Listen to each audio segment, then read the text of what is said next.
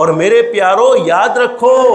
دوست ہماری تعریف کرے تو بولو اس میں کوئی کمال کی بات، ارے بولو نا کوئی کمال کی بات نہیں ہے، اس لیے کہ دوست ہے ہمارا، چاہنے والا ہے، اللہ نے اس کے دل میں ہماری محبت رکھی ہے، وہ ہماری تعریف کر لے تو بولو کوئی کمال کی بات نہیں ہے، چونکہ اس کے دل میں تو ہماری محبت ہے۔ لیکن جس کی دشمن تعریف کرے تو سمجھ لینا چاہیے اس سے بڑا با کمال آدمی بولو کوئی ہو سکتا نہیں ہے۔ جمعہ کے مبارک دن میں اللہ سے دل سے دعا کر لو، اللہ ہر ایک کو بیت اللہ کی حاضری نصیب فرمائے، اللہ ہر ایک کے مقدر میں بیت اللہ جانا نصیب فرمائے۔ حدیث شریف میں لکھا ہے کہ ایک مرتبہ بیت اللہ میں ابو جہل، حضرت نبی کریم صلی اللہ علیہ وسلم کا کٹر دشمن، جس کی ہر وقت یہی کوشش کہ حضرت نبی کریم صلی اللہ علیہ وسلم کو تکلیف پہنچانا، حضرت نبی کریم صلی اللہ علیہ وسلم کو دکھ دینا، بس ہمیشہ یہی فکر رہتی تھی۔ اور میرے پیارو، حق والوں کی مخالفت کرنے سے بولو حق ختم ہو سکتا نہیں ہے، حق دبتا ضرور ہے لیکن میٹنے والا نہیں۔ اور اللہ قرآن کریم میں فرماتے ہیں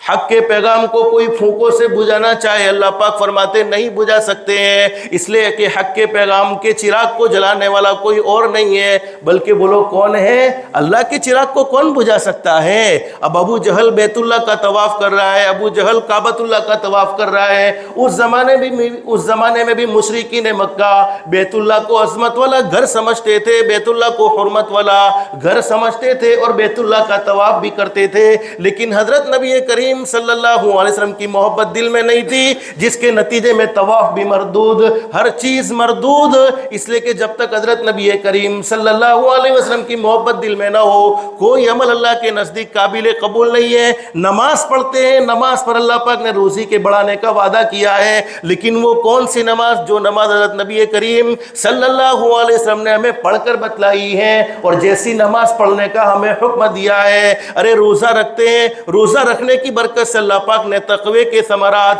گناہوں سے بچنے کے وعدے فرمائے ہیں۔ اللہ پاک نفس کو کنٹرول کرتا ہے، لیکن وہ کون سا روزہ جس روزے کو حضرت نبی کریم صلی اللہ علیہ وسلم نے رکھ کر امت کے سامنے پیش کیا ہے اور جیسا روزہ رکھنے کا حکم دیا ہے۔ ابو جہل بیت اللہ کا طواف کرتا ہے، ابو جہل کا ایک دوست آ گیا، کہا ابو جہل سے کہ یہ محمد کہو صلی اللہ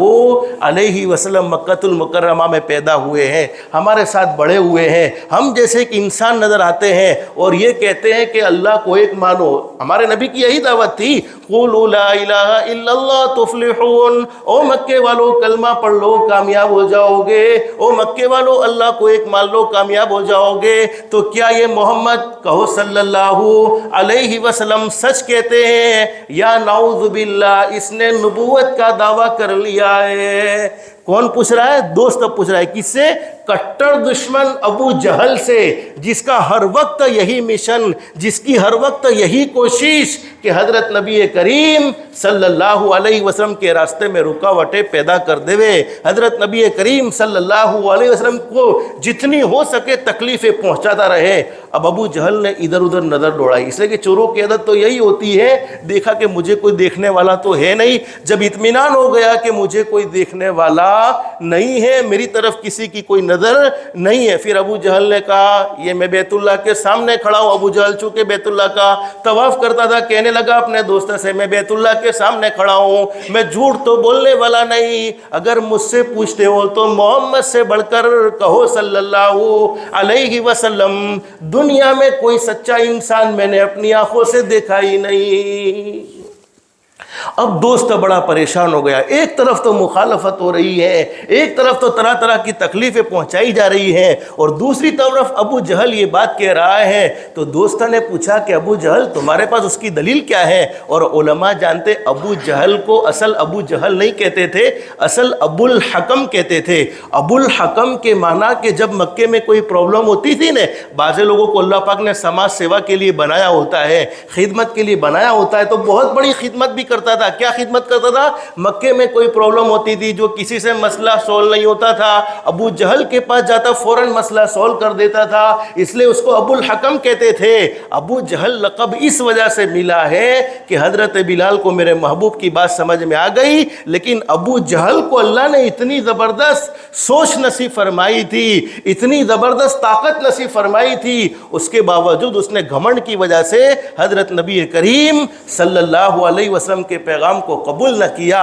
اب ابو جہل نے جب یہ بات کہی کہ محمد سے بڑھ کر دنیا میں کوئی سچا انسان نہیں ہے, تو دوست پریشان ہو گیا کہ تمہارے پاس اس کی دلیل کیا ہے, ارے تم کیسے سچا جانتے ہو؟ تو اس وقت ابو جہل کہتا ہے میں قسم کھا کر کہہ سکتا ہوں, ابو جہل یہ کہتا ہے میں قسم کھا کر کہہ سکتا ہوں میں نے 40 سالہ زندگی محمد کے کہو صلی اللہ علیہ وسلم محمد کے درمیان میں گزاری ہے, اور محمد نے بھی 40 سالہ زندگی ہمارے درمیان میں گزاری ہے. ابو جہل کہتا ہے اللہ کی قسم, اور وہ اپنے ماننے والے بتوں کی قسم کھاتا ہے, لات کی قسم, عزا کی قسم, 40 سال میں محمد نے کبھی کسی انسان پر جھوٹ نہیں بولا, تو کیا وہ اللہ پر جھوٹ بول سکتا ہے؟ ارے محمد نے کبھی کسی انسان پر جھوٹ نہیں بولا, کبھی کسی انسان پر الزام نہیں لگایا, کبھی کسی انسان پر تہمت نہیں لگائی, تو وہ محمد اپنے پیدا کرنے والے رب پر کیسے تہمت لگا سکتا ہے؟ تو مجھے بتلانا یہ تھا کہ اگر دوست سپورٹ کرے تو بولو اس میں تو کوئی کمال کی بات نہیں ہے, لیکن دشمن اگر جسے سچا مانے تو سمجھو وہ حقیقت میں سچا ہے. اب دوستوں نے پوچھا کہ آخر معاملہ کیا ہے؟ کہا یہ تو ناک کا معاملہ ہے کہ ناک کی وجہ سے یعنی عزت ہماری ڈاؤن ہو جائے گی, عہدہ ڈاؤن ہو جائے گا, عزت اور ڈاؤن کی وجہ سے ہم محمد کی دعوت کو قبول نہیں کرتے ہیں. اللہ سے دل سے دعا کر لو اللہ ہم سب کو تواضع کی دولت سے مالامال فرمائے. حق اسی وقت سمجھ میں آتا ہے جب آدمی اپنے آپ کو چھوٹا سمجھے اور اپنی غلطیوں کا اقرار کرے.